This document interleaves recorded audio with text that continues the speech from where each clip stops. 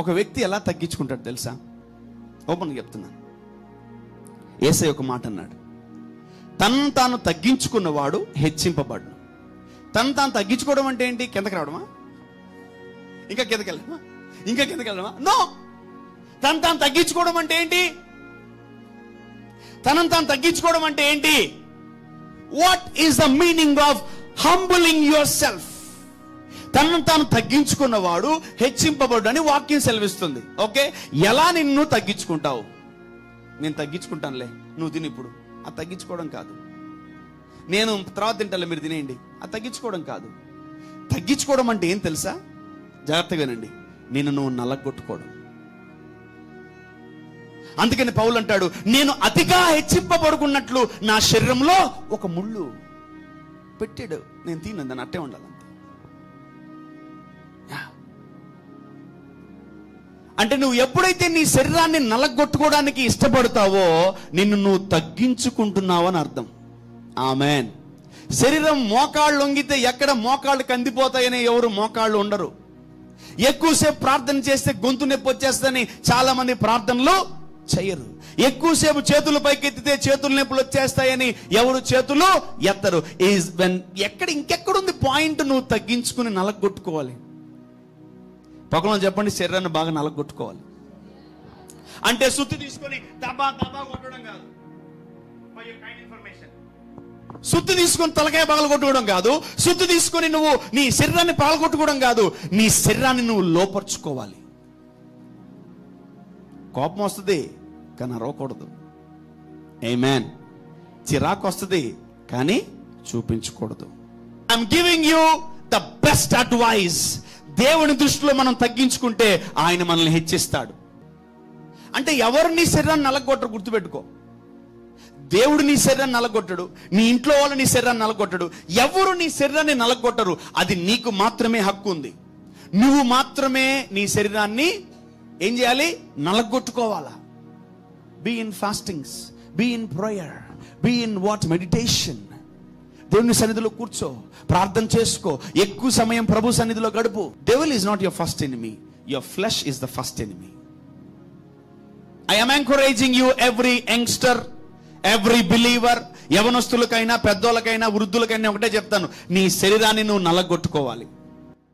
అప్పుడే నువ్వు దేవుని మాటను వినగలవు. అప్పుడే దేవుని మాటకు నువ్వు లోబడగలవు. నాన్న ఇది తినంటే నాకొద్దు. నీ శరీరం నలగొట్టుకున్నావు అనుకో, నువ్వు పచ్చడి పెట్టినా తింటాను. పరిచర్యలో మనల్ని మనం నలగొట్టుకోవాలి బాగా. అప్పుడే మనల్ని మనం తగ్గించుకుంటాం. నువ్వు తగ్గించుకోలేదనుకో నువ్వు హెచ్చింపబడవు. నువ్వు అక్కడే ఉంటావు. లైఫ్ లాంగ్ అక్కడే ఆగిపోయి ఉంటావు. లైఫ్ లాంగ్ అక్కడే ఉండిపోయి ఉంటావు నువ్వు. సో ఎంతమంది మిమ్మల్ని మీరు తగ్గించుకోవాలనుకుంటున్నారు? That's a wonderful offer today. The Holy Spirit is giving us. Yeah, if you want to humble yourself, you can raise your hands. If you want to humble yourselves, you can raise your hands. నీ శరీరాన్ని నువ్వు నలగొట్టుకోవాలి. ఉదయకాలమున లేయాలా, 4 గంటలకు లేయాలా, 3 గంటలకు లేయాలా. కొన్ని రోజులు అటువంటి అనుభవం రావాలా. 3 o'clock ప్రేయర్ అనుభవం రావాలా. 4 o'clock ప్రేయర్ అనుభవం రావాలా. ఆ టైంలో మీరు నెక్స్ట్ లెవెల్ గురకలు పెట్టుంటారు. These are the last days. అంతే. నాకు నమ్మకం లేదు ఏ టైంలో ఎవరైనా ఎప్పుడైనా మారిపోవచ్చు. అవును, ఎందుకంటే నువ్వు ఇక్కడి నుంచి పోయి నేరుగా ఇంటికి పోవు. ఇంటికి వెళ్ళినా తిన్నా మళ్ళీ రేపొద్దున మళ్ళీ మార్కెట్లోకి సొసైటీలోకి రావాలి కదా. మైండ్ మారిపోద్ది. మైండ్ మార్చేస్తాడు వాడు. పక్కా మార్చేస్తాడు. అట్లా కొన్ని లక్షల మంది దేవుని మందిరాలకు పోకుండా ఇళ్లలో కూర్చున్నారు. You may change, be careful. Don't forget to serve the Lord. దేవుణ్ణి సేవించడానికి మీరు భయపడకండి, వెనకాడకండి, వెనక్కి వెళ్ళిపోకండి. ఎందుకంటే మనం ఆయన్ని సేవించాలి, మనం ఆయన్ని ఆరాధించాలి, మనం ఆయన స్తుతించాలి. ఆయన పనిని మనము జరిగించి తీరాలి. నా దేవుణ్ణి ఎలా సేవించాలి? నేను నా దేవుణ్ణి ఎలా ఆరాధించాలి? నా దేవుణ్ణి ఎలా మహిమపరచాలి? నా దేవుణ్ణి ఎలా కీర్తించాలి? ఇదిగో ఆదివారం వస్తుంది. అయ్యి బాబాయ్, ఎస్, దేవుని సన్నిధికి పరిగెత్తుకుంటూ వెళ్ళాలి. చిన్న పిల్లోడు పరిగెత్తుకుని వెళ్ళిపోయాడు దావీదు దేవుని మందిరానికి.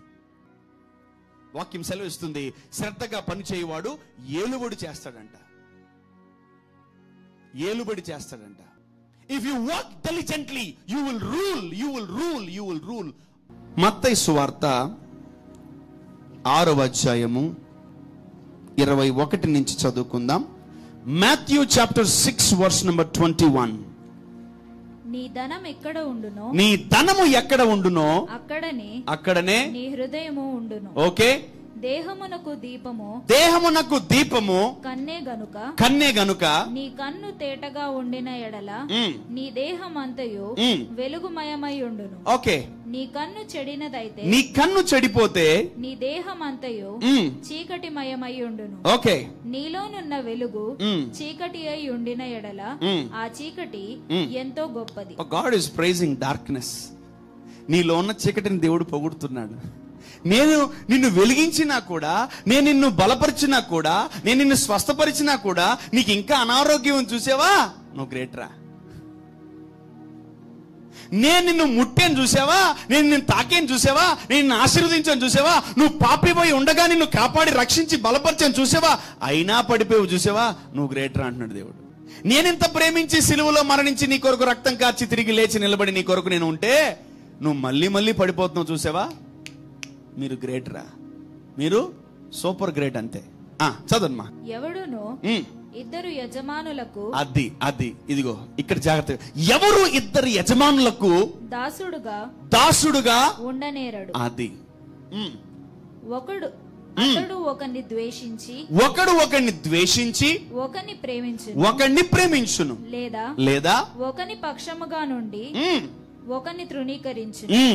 మీరు దేవునికిని సిరికిని దాసులుగా ఉండనేరరు. ఆమేన్.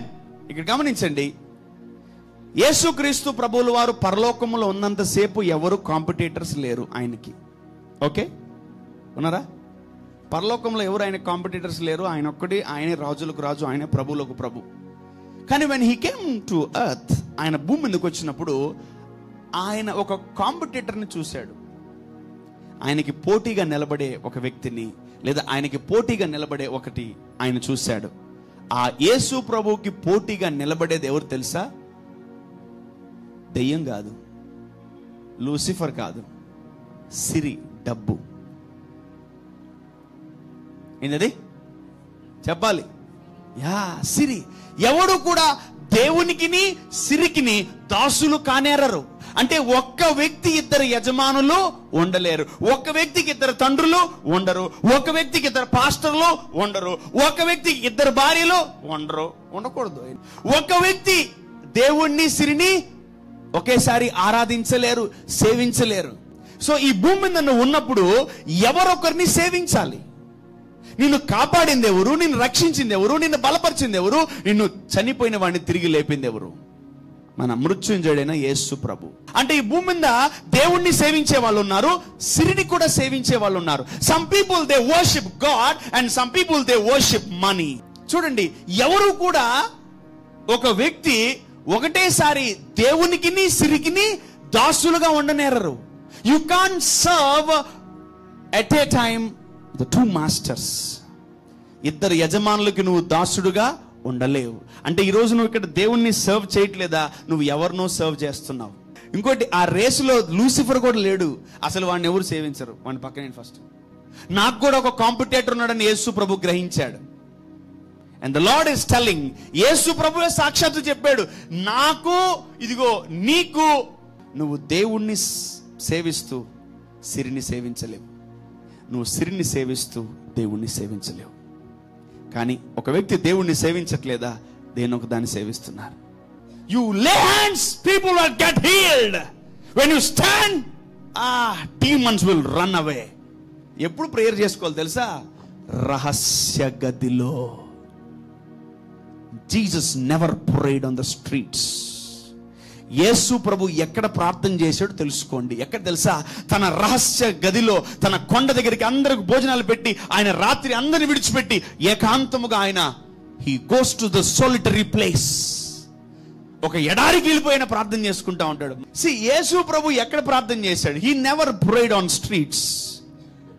యేసు ప్రభు వీధుల్లో స్వస్థపరిచాడు, బాగు చేశాడు, దీవించాడు, ఆశీర్వదించాడు. ఎస్, జక్క ఇంటికి వెళ్ళి ప్రేయర్ చేశాడా?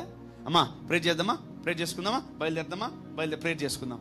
నీ తల్లిదండ్రులు వాళ్ళు ప్రార్థన చేస్తుండగా నువ్వు చూసుండాలి. అప్పుడే ఆ మ్యాంటిల్ నీ మీదకి వస్తుంది, లేదా రాదు. If your father is not a prayer warrior, if your mother is not a prayer warrior, create your own mantle. Create your own mantle. Amen. నీ సొంత మ్యాంటిల్ నువ్వు క్రియేట్ చేసుకో, దేవుడు ఇస్తాడు నీకు.